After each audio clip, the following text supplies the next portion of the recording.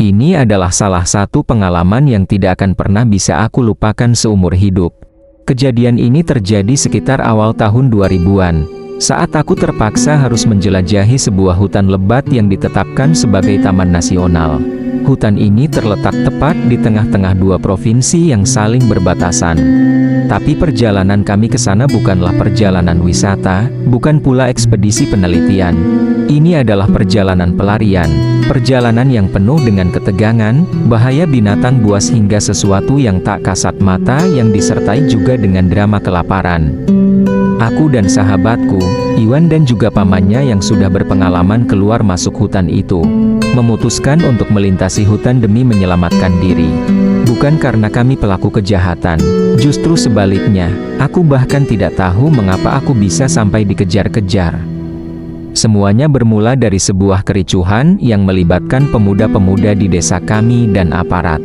Awalnya, para aparat melakukan salah tangkap, dan bukannya meminta maaf atau mengklarifikasi, justru memicu amarah warga. Pemuda-pemuda kampung akhirnya naik pitam dan menyerang para aparat yang saat itu berada di lapangan. Perkelahian tak terelakkan, beberapa aparat babak belur. Sayangnya, kejadian itu berbuntut panjang. Penangkapan besar-besaran terjadi. Banyak pemuda desa ditangkap dengan tuduhan melakukan kekerasan terhadap aparat, tanpa memandang siapa benar-benar terlibat dan siapa tidak. Aku yang sama sekali tidak ikut-ikutan saat kejadian itu, tetap masuk dalam daftar pencarian mereka. Ibuku yang tahu aku tidak bersalah, hanya bisa menangis sambil memelukku. Tapi ia tahu, jika aku tetap tinggal, hidupku tidak akan pernah tenang. Dengan berat hati, ia merestui kepergianku. Malam itu, aku dan temanku, bersama pamannya, mulai melangkah masuk ke dalam hutan nasional. Hutan yang begitu lebat, sunyi, dan penuh misteri.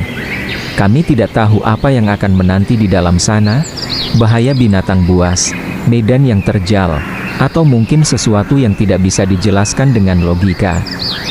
Kami membawa cukup banyak bekal, karena menurut Pak Darmadi, paman temanku yang memandu perjalanan ini, kami akan menempuh hutan selama kurang lebih 2 minggu.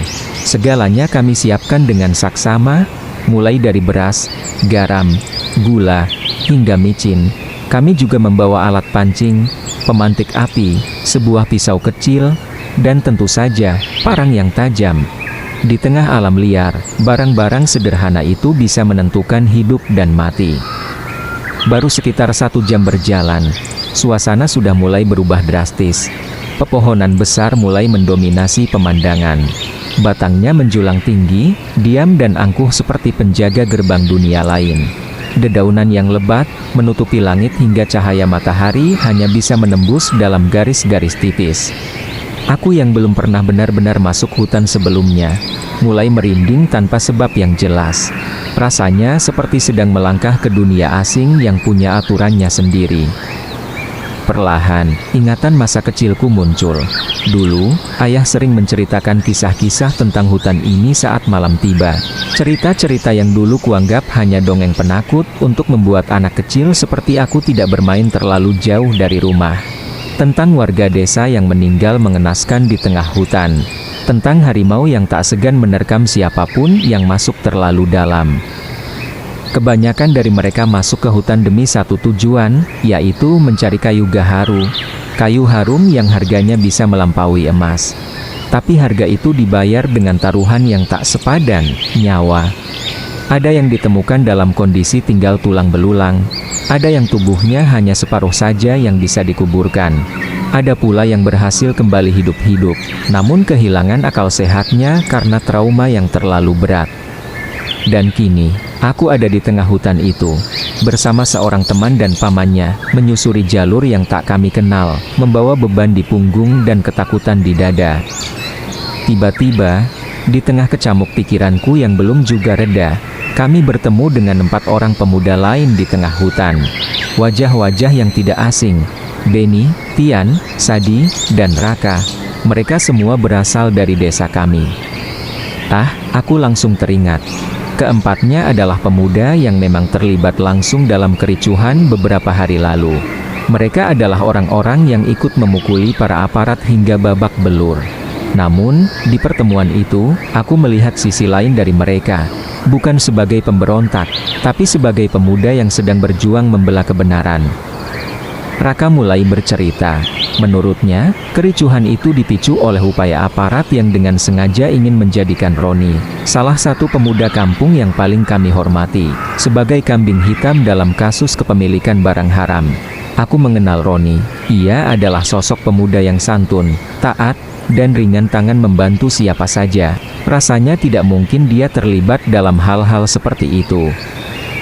Benny, yang sejak awal terlihat paling emosional, menimpali dengan suara gemetar. Ia bilang, ia melihat sendiri bagaimana para aparat itu menjebak Roni. Barang bukti yang tiba-tiba ditemukan di rumah Roni sebenarnya ditaruh oleh tangan mereka sendiri.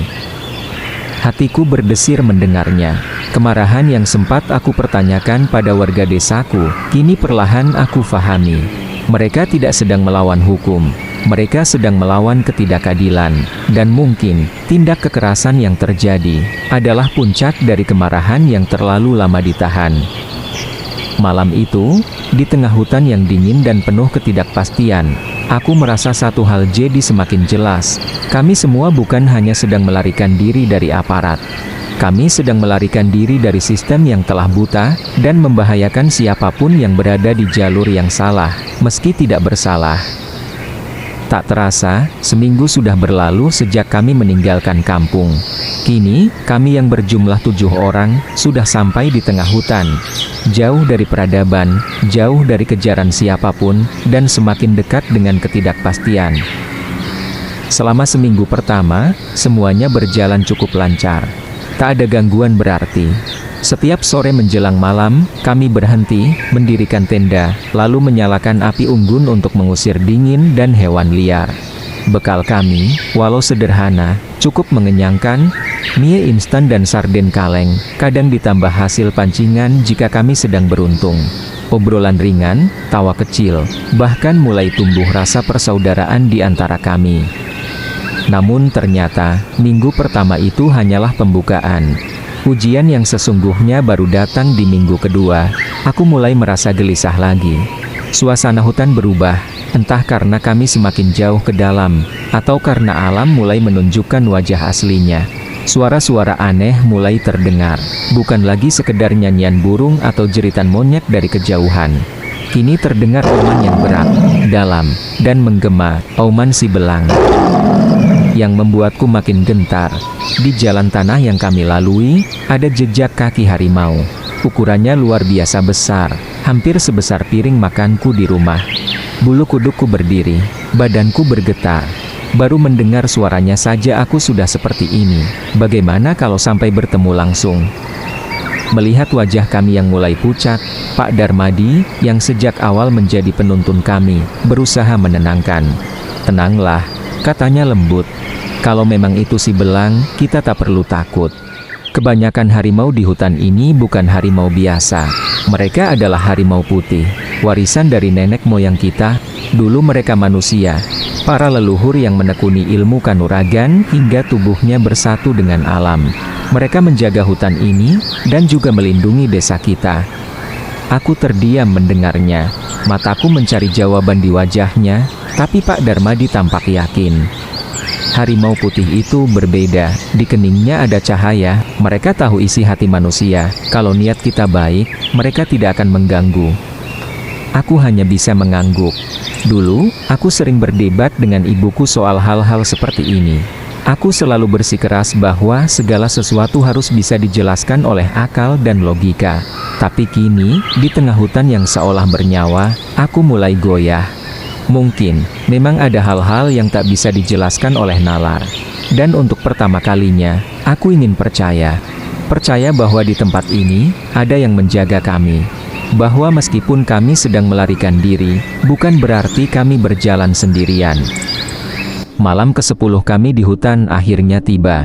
Seperti biasa, saat cahaya senja memudar, kami segera mendirikan tenda, menyalakan api unggun untuk mengusir dingin, dan membakar ikan hasil pancingan sore tadi. Canda tawa pelan mengisi udara. Cara sederhana meredakan kegelisahan yang makin menebal sejak bekal kami habis dan suara hutan berubah mencekam. Untung ada Pak Darmadi. Dialah yang melatih kami bertahan hidup. Mengenali daun yang bisa dimakan, akar yang bisa direbus jadi obat, bahkan ilalang kering yang pas untuk memercikan api. Ketika obrolan kami sedang riuh-riuhnya, Tian tiba-tiba berdiri dan menunjuk ke kegelapan. Ada orang datang, kayaknya. Mataku mengikuti telunjuknya. Di antara pepohonan tampak dua sorot cahaya putih terang, seperti dua senter besar yang menembus malam. Aneh, jarak antar cahayanya lumayan jauh. Dua rombongan, batinku. Sadi bangkit dan melambaikan tangan penuh harap, seolah menyambut kawan baru. Aku ikut tersenyum, membayangkan betapa menyenangkan punya teman seperjalanan tambahan. Tapi senyum itu cepat memudar. Pak Darmadi tersentak, suaranya mencelos. Padamkan api, masuk tenda, cepat. Beliau mendorong kami ke dalam tenda. Karena rasa ingin tahu, aku justru menyalakan senter kecilku, mengarahkannya ke sumber cahaya. Seketika lututku lemas. Itu bukan rombongan manusia. Dua sosok raksasa berdiri di batas cahaya, harimau putih. Persis seperti kisah Pak Darmadi. Tubuh mereka lebih besar dari harimau biasa, bulu putih berbelang abu-abu. Dan, yang paling menggetarkan, seberkas cahaya menyala tenang di kening masing-masing, laksana lampu hidup. Pak Darmadi meraih kerahku dan menyeretku masuk. Tenda kami ditutup rapat. Ia menaruh jari di bibir, memberi isyarat untuk diam. Di luar, tanah bergetar setiap kali kaki mereka melangkah. Cahaya di kening mereka berkali-kali menyusupi kain tenda, menciptakan bayang-bayang bergerak di dinding tipis. Nafasku tercekat, jantung berdegup sekeras-kerasnya. Suara mereka pun berbeda, bukan meraung, melainkan getaran rendah yang mengandung wibawa aneh, seakan bicara dengan hutan. Mereka memutari tenda, menuntaskan lingkaran penuh, lalu berhenti di bekas api unggun yang baru saja kami padamkan. 5 menit terasa seperti seabad. Akhirnya, derap langkah berat itu perlahan menjauh, hingga hutan kembali sunyi. Namun kami tak berani bergerak, tak satu pun bersuara. Keringat dingin mengalir, tangan-tangan gemetar tak terkendali, hingga kelelahan menaklukkan rasa takut. Kami terlelap dalam posisi yang sama seperti saat pertama merunduk masuk, menunggu fajar menyelamatkan kewarasan kami. Malam ke-10 itu benar-benar membekas, bukan hanya sebagai pengalaman yang menegangkan, tapi juga sebagai batas antara yang logis dan yang gaib, antara yang kasat mata dan yang selama ini hanya jadi bisik-bisik orang tua di kampung. Fajar akhirnya datang. Tapi bukan cahaya matahari yang membuat kami keluar dari tenda, melainkan suara Pak Darmadi yang membangunkan kami seperti biasa. Tangannya cekatan membereskan perlengkapan, seolah malam tadi tak pernah terjadi apa-apa. Namun kami belum bisa bersikap seperti beliau. Kami hanya diam, mengikuti langkahnya tanpa sepatah kata pun. Tak ada yang berani membuka mulut membahas kejadian semalam. Tak ada tawa seperti biasanya. Bahkan suara ranting patah yang terinjak terdengar jauh lebih nyaring dari biasanya. Langkah kami terasa hati-hati, seolah takut membangunkan sesuatu yang tak kasat mata. Mataku tak berhenti menunduk, menelusuri tanah di bawah, mencari jejak. Berharap tidak melihat lagi bekas tapak besar yang semalam membuat tubuhku gemetar. Tapi yang ada hanya jejak-jejak kecil, kijang, kancil, dan burung-burung hutan. Tapi aku tahu, jejak yang paling nyata kini tertinggal bukan di tanah, melainkan di dalam diri kami masing-masing. Tian, yang biasanya paling usil dan suka bercanda sembarangan, kini memilih diam. Setiap kata yang keluar dari mulutnya terasa ditimbang-timbang. Benny, yang dulunya ringan menyumpah-nyumpah dengan kata kasar, kini setiap kejutan ia respon dengan kata-kata doa. Dan aku dan Raka, yang selalu berpijak pada logika, yang tak pernah percaya pada hal-hal gaib, kini saling bertukar pandang jika angin bertiup terlalu aneh, jika suara disemak terlalu asing. Kami tak lagi mengandalkan akal, tapi mulai belajar mendengar kata hati. Perjalanan ini berubah sejak malam itu. Hutan bukan lagi sekedar hutan. Ia hidup, ia mengamati. Dan kami, kini tahu betul, bahwa yang paling berbahaya dari hutan ini bukanlah binatang buas atau kelaparan, tapi kesombongan manusia yang mengira dirinya paling tahu segalanya. Malam ke-12. Tahukah kalian, sejak malam ke-10 itu, tak ada lagi malam yang benar-benar terasa tenang bagi kami. Setiap menjelang gelap, jantung ini selalu memompa lebih cepat dari biasanya. Bukan hanya aku, semua dari kami begitu. Ada semacam trauma diam-diam yang terus mengintai di balik tenda, di balik nyala api kecil, dan di balik setiap bayang pepohonan. Namun malam ke-12 ini, entah bagaimana, berlalu dengan tenang. Tidak ada suara aneh, tidak ada cahaya dari kening putih, tidak ada derap kaki besar di luar tenda. Hanya sunyi dan desir angin yang mengantar tidur kami. Pagi pun datang. Kami lanjutkan perjalanan seperti biasa. Seperti hari-hari sebelumnya, aku masih punya kebiasaan memandangi tanah. Mencari jejak, entah jejak binatang, atau sesuatu yang tak terduga. Tapi pagi itu, untuk pertama kalinya, aku melihat jejak yang lain. Bukan jejak kijang, bukan jejak kancil, bukan pula harimau. Ini jejak kaki manusia, tapi ada yang janggal. Kakinya telanjang, tidak memakai alas. Tapi ukurannya lebih besar dari kakiku sendiri. Jauh lebih besar, bahkan bentuknya sedikit lebar dan aneh. Tidak simetris seperti kaki manusia biasa. Aku sontak berhenti dan memanggil Pak Darmadi yang berjalan tak jauh di belakangku. Aku tidak sempat berkata apa-apa, hanya menunjuk ke tanah. Pak Darmadi langsung paham. Ia menunduk, mengamati jejak itu sejenak, lalu berdiri dan menepuk pundakku dengan senyum tenang. "Jangan khawatir," katanya pelan. "Itu jejak kaki orang pendek, penghuni lama hutan ini." Aku mengernyit. Orang pendek. Iwan ikut menimpali. Mereka itu makhluk hutan, tapi bukan yang jahat. Justru mereka sangat menghindari kita. Biasanya mereka hanya lewat tanpa ganggu siapa-siapa. Aku menatap lagi jejak itu. Masih basah, masih segar, artinya mereka baru saja lewat. Mungkin hanya beberapa menit sebelum kami datang ke tempat ini. Dan mereka, entah dari balik semak atau pepohonan, mungkin juga sedang memperhatikan kami saat ini. Aku menarik napas panjang, perlahan, merasa sedikit lega, meski rasa penasaran tetap tertinggal. Iwan tertawa kecil, mengejek ringan karena wajahku yang terlihat tegang. "Itu juga bagian dari misteri hutan," ujarnya. Orang pendek ini sudah lama jadi cerita turun-temurun. Badannya kecil, tapi bahunya lebar. Kakinya lebih besar dari manusia biasa, badannya ditutupi bulu. Banyak peneliti dari dalam dan luar negeri datang, ingin membuktikan mereka ada, tapi tak satu pun berhasil benar-benar melihat. Kini aku paham, seperti itulah hutan ini. Di setiap langkahnya ada cerita, di setiap semaknya ada rahasia, di setiap bayangannya ada kemungkinan yang tak bisa dijelaskan oleh logika. Malam ke-13 pun datang. Jika aku harus jujur, malam ini adalah salah satu malam paling menyeramkan setelah malam ke-10. Bahkan mungkin, sama mencekamnya. Hari itu kami memutuskan mendirikan tenda di dekat sebuah air terjun kecil. Tempatnya cukup unik, di atas sebuah batu besar dan pipih yang berada di tengah sungai. Batu itu tinggi dari permukaan air, aman dari binatang buas, dan terdengar cukup ideal sebagai tempat bermalam. Awalnya, semuanya terasa baik-baik saja. Suara air terjun yang mengalir tenang, udara malam yang dingin, dan langit penuh bintang membuat suasana hampir terasa damai. Tapi semuanya berubah, ketika waktu menunjukkan pukul 12 malam. Kami yang sudah berbaring di dalam tenda dan mulai bersiap tidur, tiba-tiba dikejutkan oleh suara musik. Ya, musik. Tabuhan gendang, suara seruling, dan denting alat musik tradisional lainnya mengalun dengan meriah, seperti sedang ada pesta, hajatan besar di tengah hutan. Suaranya ramai, sangat ramai.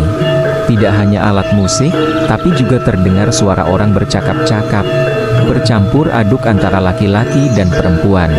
Kadang terdengar tawa keras, kadang hanya bisik-bisik yang tak jelas artinya. Hanya was-was-wus yang terdengar, seperti bahasa yang bukan bahasa kami. Kami semua langsung duduk tegang. Pak Darmadi memberi isyarat agar kami tetap diam dan jangan panik. Suaranya semakin mendekat, semakin nyaring, seolah berasal dari atas air terjun dan kini sedang menuruni aliran menuju tempat kami. Gemericik air yang semula menenangkan, kini berubah menjadi detak jam pasir. Seperti hitungan mundur menuju sesuatu. Dan itu terjadi. Tepat pukul 2 dini hari, suara itu mencapai puncaknya. Tabuhan gendang menggelegar, mengguncang dada seperti detak jantung kami sendiri. Suara orang-orang semakin dekat, seperti ratusan, bahkan ribuan makhluk sedang lewat tepat di samping kami. Kami semua menunduk, memejamkan mata, menutup telinga, berharap tak satu pun dari mereka benar-benar melihat atau menyentuh kami. Mereka lewat. Suara itu melewati kami, mengalir bersama suara air. Seolah mereka sedang berarak, seperti prosesi panjang yang lewat bersama sungai. Kami semua hanya bisa diam, tak ada yang berani bergerak sedikit pun. Tapi kami terlalu cepat merasa lega. Saat kami mulai berpikir kejadian itu telah berakhir, suara lain muncul. Pluk, air sungai di sekitar kami terdengar seperti dilempari batu kerikil. Awalnya hanya satu, lalu dua, lalu puluhan. Beberapa bahkan mengenai tenda kami. Bunyi kecil tapi sangat jelas. Tik, tik, pluk. Anehnya, setiap kali kami membuka mata, suara itu berhenti. Tapi begitu kami mencoba memejamkan mata dan tidur, batu-batu kecil itu dilempar lagi.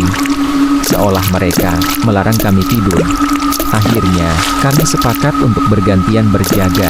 Tidak ada yang benar-benar bisa tidur. Baru menjelang pukul 3 pagi semuanya benar-benar sunyi. Tak ada lagi suara, tak ada lagi lemparan, tak ada lagi irama gendang yang menyerupai detak jantung.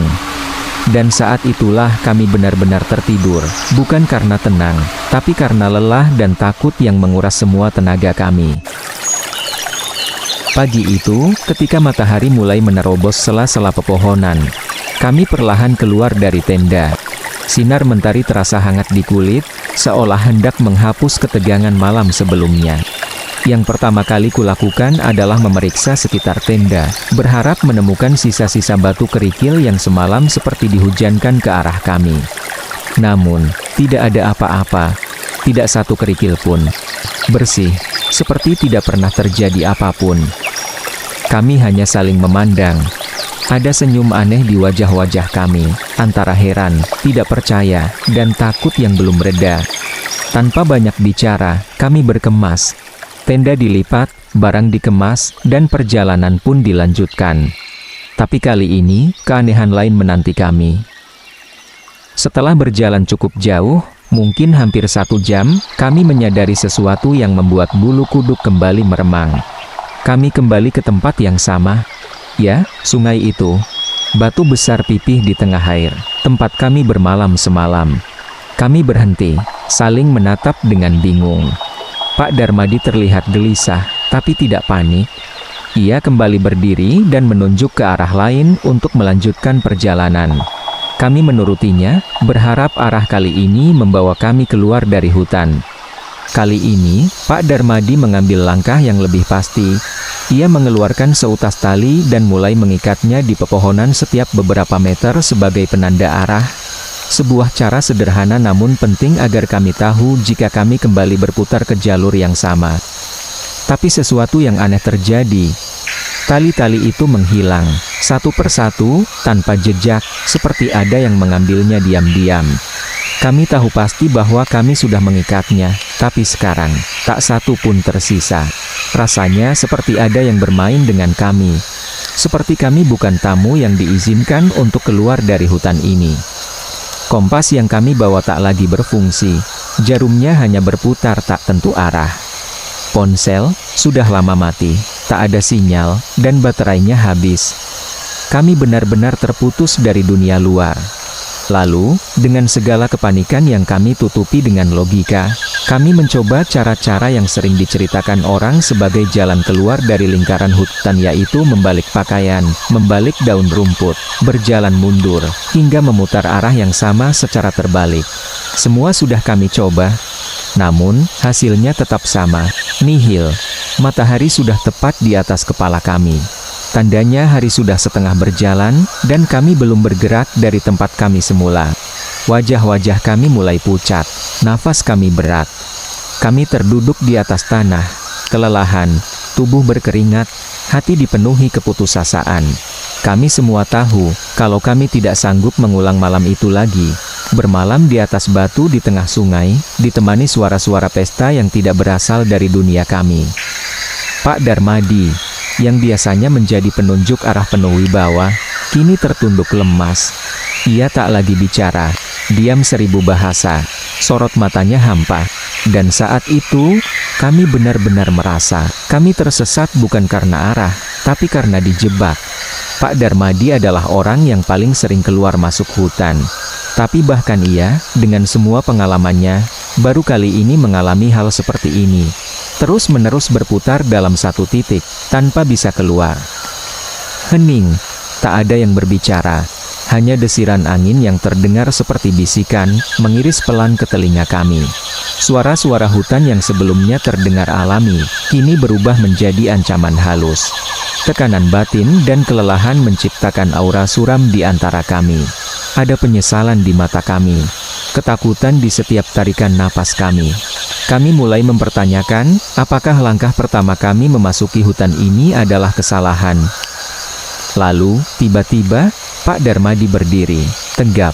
Wajahnya menengadah menatap lurus ke atas, ke arah air terjun. Tempat itu, adalah sumber suara pesta di malam yang menakutkan itu. Kami semua mengikuti arah tatapannya. Tidak ada yang bicara. Tapi di detik itu kami tahu, satu-satunya jalan keluar dari lingkaran ini. Ada di atas sana, tempat yang justru kami hindari sejak awal. Tempat yang menyimpan misteri, dan mungkin, jawabannya. Ayo, katanya pendek. Kita naik ke atas sana. Kami semua terdiam. Naik ke atas air terjun, tempat suara-suara itu berasal semalam. Tempat yang semalam menjadi pusat dari semua kegaduhan tak masuk akal itu. Aku ragu. Wajah teman-temanku juga menunjukkan hal yang sama. Tapi Pak Darmadi tak menunggu. Langkahnya cepat, mantap, seperti tahu kemana harus pergi. Akhirnya, mau tak mau, kami mengekorinya. Langkah kami berat, tapi rasa ingin tahu, dan mungkin juga rasa percaya pada Pak Darmadi, mendorong kami untuk terus maju. Bukit itu tak terlalu curam, tapi cukup membuat nafas kami tersengal. Tanahnya berbatu dan licin karena lembab, embun menyelimuti setiap permukaan daun dan tanah. Namun begitu kami sampai di puncaknya, semua rasa lelah sirna. Di hadapan kami, hamparan hutan terlihat seperti samudra hijau yang tak berujung. Pepohonan tinggi menjulang, kabut tipis menggantung di antara batang-batang tua, dan suara air terjun di belakang kami mengalun seperti musik latar yang tenang. Kami berdiri terdiam, terpukau. Tapi keheningan itu tak berlangsung lama. "Iwan, kenapa?" tanyaku lirih, melihat wajahnya yang tiba-tiba memucat. Ia tak menjawab. Tatapannya menunduk, lurus ke tanah tempat kami berpijak. Aku ikut menunduk. Dan disitulah jantungku seolah tercekat. Jejak kaki. Banyak sekali. Bukan jejak orang pendek. Bukan juga jejak hewan. Ini, jejak kaki manusia biasa. Tanpa alas kaki. Tanpa arah. Bercampur. Bertindih. Ada yang besar. Ada yang kecil. Bahkan, ada jejak kaki bayi. Tanah itu seperti kanvas penuh lukisan kaki dari entah berapa banyak orang. Aku ingin berteriak, memberitahu yang lain. Tapi suaraku tak keluar. Tubuhku beku, seperti tenggelam dalam kabut pagi yang dingin dan menggigilkan tulang. Pak Darmadi melangkah pelan ke depan. Wajahnya sedikit berubah, bukan panik, tapi ada kegusaran yang tak bisa ia sembunyikan. Ia menatap tanah beberapa saat, lalu berbalik menatap kami. "Jangan banyak bicara, ikuti aku," ucapnya pendek. Ia mulai menuruni sisi bukit yang lain. Dan di sepanjang jalan menurun itu, jejak kaki itu terus ada. Jelas, padat, tak terputus. Seperti rombongan besar yang baru saja lewat. Kami mengikuti Pak Darmadi, turun perlahan. Hutan terasa lebih senyap dari biasanya. Hanya suara langkah kami dan aliran air yang terdengar. Jejak itu masih ada, dan arahnya kini makin jelas, menuju hilir sungai. Kami masih mengikuti di belakang Pak Darmadi, dan aku masih memandangi jalan tanah itu yang masih terdapat banyak jejak kaki di sana. Ada pertanyaan dalam benakku, kira-kira sampai mana akhirnya jejak ini? Atau apakah kami yang mengikuti jejak kaki ini akan malah masuk ke tempat mistis lainnya? Kami semua membisu. Kami masih mengikuti jejak kaki yang berderet di tanah lembab itu, mengikuti arah yang sama seperti sebelumnya. Tapi semakin jauh kami melangkah, jejak-jejak itu mulai tampak samar. Mula-mula hanya setengah tapak, lalu hanya guratan, dan akhirnya benar-benar hilang, tak berbekas seolah tak pernah ada. Aku berhenti sejenak, kebingungan, dada terasa sesak. Sekujur tubuhku merinding. Aku menoleh ke belakang. Teman-temanku juga terlihat sama cemasnya. Mereka saling melirik satu sama lain, ingin bertanya, tapi tak berani mengucapkan apapun. Seakan takut, jika salah ucap, sesuatu bisa muncul dari ketiadaan. Mungkin saja, kami sedang berada di antara mereka, para penghuni hutan yang tak terlihat. Namun Pak Darmadi tetap berjalan lurus, tak sekalipun menoleh ke belakang. Langkahnya mantap, tapi wajahnya tidak bisa kami lihat. Entah apa yang ia rasakan, tapi ia seolah tahu kemana harus menuju. Aku pun kembali melangkah, mengikuti dari belakang. Begitu juga teman-temanku yang lain. Kami bergerak dalam diam, satu baris, seperti rombongan yang kehilangan arah, namun masih menyimpan secercah harapan pada sosok pemimpin mereka. Dalam hati, pertanyaan bertumpuk. Kemana kami menuju sebenarnya? Apakah kami semakin mendekati desa, atau justru terjerumus lebih dalam ke jantung hutan ini? Tak ada yang tahu. Pikiran kami berputar, bingung, kalut, takut. Semua rasa bercampur menjadi satu. Tapi berhenti bukanlah pilihan. Kami harus terus berjalan, meskipun tidak tahu sedang menuju apa. Di tengah kegalauan itu, tiba-tiba suara berat menyapa kami dari depan. "Hai, kalian mau kemana?" Langkah kami terhenti, seperti disentak petir di siang bolong. Seorang lelaki tua berdiri di hadapan kami. Tubuhnya kurus, berjanggut putih, memakai kaos sederhana dan memikul seikat kayu di pundaknya. Di pinggangnya terselip sebilah parang. Kami terdiam, tak tahu harus menjawab atau lari. Wajahnya ramah, suaranya lembut. Tapi setelah semua yang terjadi di hutan ini, bagaimana kami bisa yakin ia benar-benar manusia? Ia tersenyum ramah, tapi tak ada yang langsung menjawab. Kami hanya saling pandang, antara kaget, atau takut, atau bingung. Apakah dia manusia? Atau, bukan? Apa kalian tersesat? Tanyanya lagi, kali ini dengan nada lebih lembut. Pak Darmadi akhirnya menyahut dengan sedikit ragu. Kami sedang mencari jalan ke desa, sepertinya sudah terlalu jauh tersesat. Lelaki tua itu mengangguk pelan, lalu tersenyum. Kalian beruntung ketemu saya juga dari desa yang kalian tuju. Namaku Heru. Masih dengan rasa was-was, kami hanya saling pandang. Tapi ada sesuatu di wajah Pak Heru yang membuat kami sedikit tenang, entah ketulusan atau keteguhan. Boleh aku tanya, Pak? Ucapku akhirnya. Sedang apa di hutan sendirian? Pak Heru menunjuk ke pikulannya. Aku sedang mencari akar pohon obat. Akar ini tumbuhnya di tempat tertentu saja, sangat dalam dan cukup sulit ditemukan. Tapi kalau sudah ketemu, bisa jadi obat untuk demam tinggi. Istriku biasa meraciknya. Aku sudah biasa keluar masuk hutan seperti ini. Ada nada kejujuran dalam suaranya. Pelan-pelan rasa curiga di hatiku mulai reda. Pak Heru lalu menatap kami satu persatu dan berkata, "Ayo ikut aku. Dari sini jalannya memang membingungkan, tapi kalau lewat jalurku, kalian bisa sampai ke desa sebelum sore." Kami semua akhirnya ikut langkah Pak Heru, menyusuri jalan kecil di antara pepohonan yang tampaknya hanya dikenal oleh mereka yang telah lama hidup di sini. Langkahnya tenang, tidak terburu-buru, tapi pasti. Parangnya berayun ringan di pinggang, sesekali mengayun ranting kecil yang menghalangi jalan. Hutan terasa berbeda, lebih terang, lebih tenang. Burung-burung mulai terdengar kembali. Udara pun terasa sedikit hangat, tidak menusuk seperti sebelumnya. Temanku Tian bahkan sempat berbisik padaku, "Kayaknya kita udah keluar dari hutan yang tadi ya." Aku hanya mengangguk pelan. Tak ingin banyak bicara, karena dalam hati, aku belum sepenuhnya yakin bahwa kami benar-benar keluar dari apapun. Prasangka buruk yang tadi sempat menyelimuti hati kami, perlahan memudar.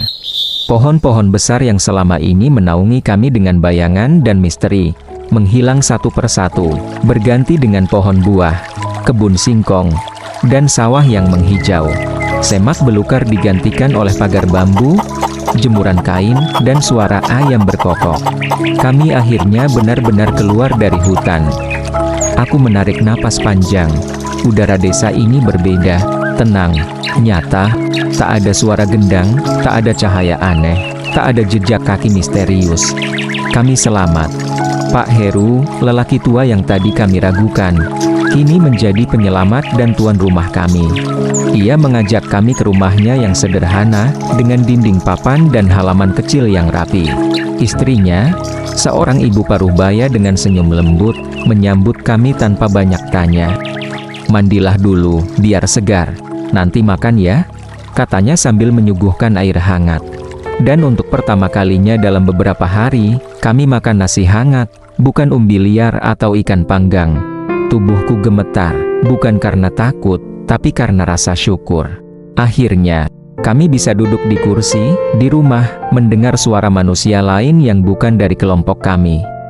Pak Darmadi mulai menceritakan siapa kami, dari mana kami berasal, dan kenapa bisa sampai terdampar di hutan.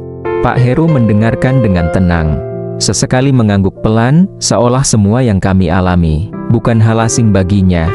"Kabar tentang desa kalian memang sudah sampai ke sini," katanya. "Banyak yang prihatin, tapi tak banyak yang bisa dilakukan."